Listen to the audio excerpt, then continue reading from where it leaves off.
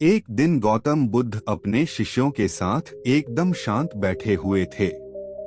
उन्हें इस प्रकार बैठे हुए देख शिष्य चिंतित हुए कि कहीं वह अस्वस्थ तो नहीं है। एक शिष्य ने उनसे पूछा कि आज वह मौन क्यों बैठे हैं, क्या शिष्यों से कोई गलती हो गई है। इसी बीच एक अन्य शिष्य ने पूछा कि क्या वह अस्वस्थ हैं, पर बुद्ध मौन रहे। तभी कुछ दूर खड़ा व्यक्ति जोर से चिल्लाया, आज मुझे सभा में बैठने की अनुमति क्यों नहीं दी गई है। बुद्ध आंखें बंद करके ध्यान मग्न हो गए।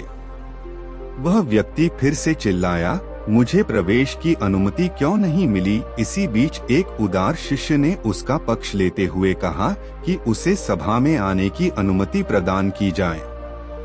बुद्ध ने आंखें खोलीं और बोले, नहीं, वह अछूत है, उसे आज्ञा नहीं दी जा सकती। यह सुनकर शिष्यों को बड़ा आश्चर्य हुआ।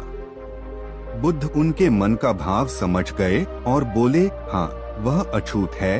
इस पर कई शिष्य बोले, हमारे आश्रम में जात पात का कोई भेद ही नहीं, फिर वह अछूत कैसे हो गया। तब बुद्ध ने समझाया, आज वह क्रोधित होकर आया है। क्रोध से जीवन की एकाग्रता भंग होती है। क्रोधी व्यक्ति प्राय मानसिक हिंसा कर बैठता है, इसलिए जब तक वह क्रोध में रहता है तब तक अछूत होता है।